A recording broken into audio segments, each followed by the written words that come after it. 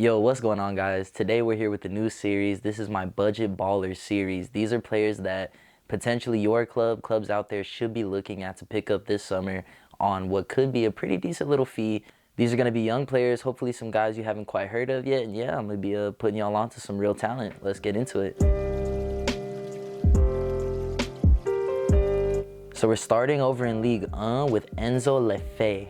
This guy's a brilliant midfielder. This guy's a really interesting player. He's a really well-rounded number 8 who kind of reminds me of Barella, even a little bit of Bellingham as far as his profile. Maybe not talent level, but profile. The way that he plays, he's all action. He loves to put himself about. He's great in the challenge, but he's also really adept going forward as a goal scorer. He's an elite dribbler in one-on-one situations and a really interesting passer. It's not the most safe necessarily options, but he's out there making things happen for sure. This combination of attributes he has makes him a serious handful for defenders in transition.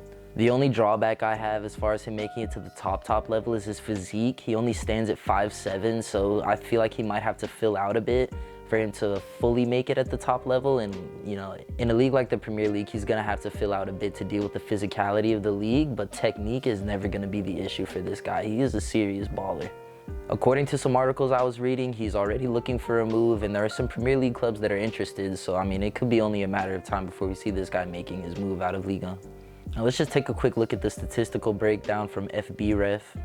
And I mean, you guys can see it here. This guy is so well-rounded as a midfielder. I mean, the numbers he's putting up in the goal scoring and assist department, it's really strong. He's really available in the final third. As far as being that guy that you can look to for that final pass, he's definitely an elite decision maker in the final third, which is someone of his age, it's something that you're really looking for.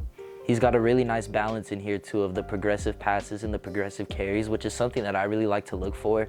When a player is a little too lopsided on one side or the other, I'm never really that big of a fan of it. So I like to see that he's pretty balanced in these categories.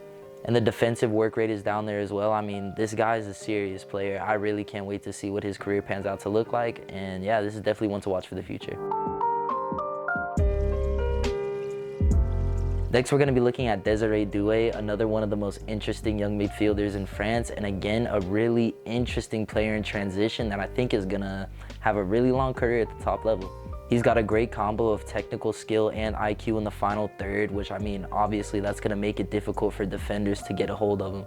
He also has a really great eye for goal as a midfielder. I really could even see him potentially moving up to playing in off of a striker as kind of a false 9.5 hybrid forward. I think if he wants to remain as a 10, he's going to have to add some more playmaking to his game. When we take a look at his statistics right now, you're going to see that he's not necessarily the most balanced in his attacking output, but the numbers are interesting. Let's take a look. So as you guys can see, when it comes to dribbling and goal scoring, he's genuinely an elite young prospect.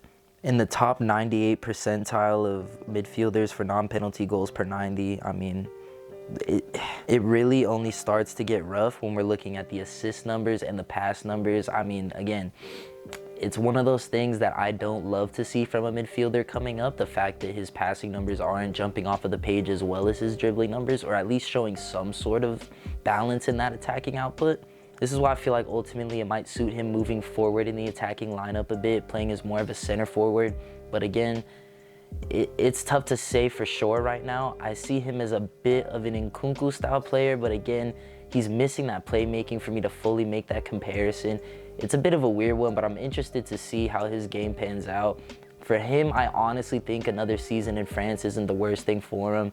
Maybe a buy and loan back type of a situation, but he does have a future at a bigger club than where he's at right now, that's for sure.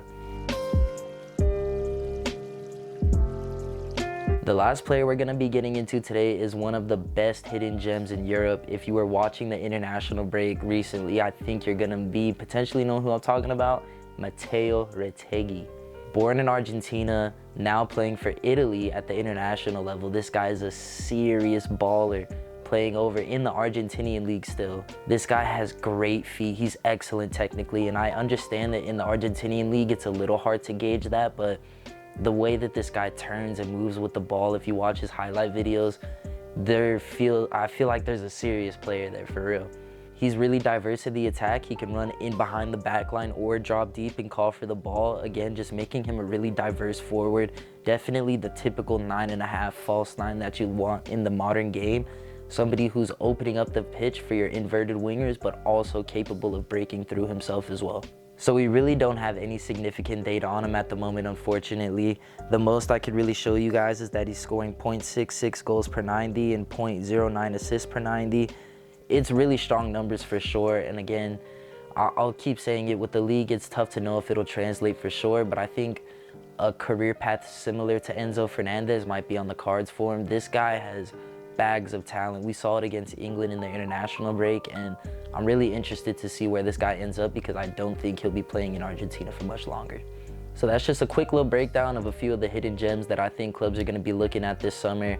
This is the first episode in a little mini-series that I'm going to be working on over the coming weeks. So as we get closer to the transfer window, there will be some more of these prospects I'll be showing you guys.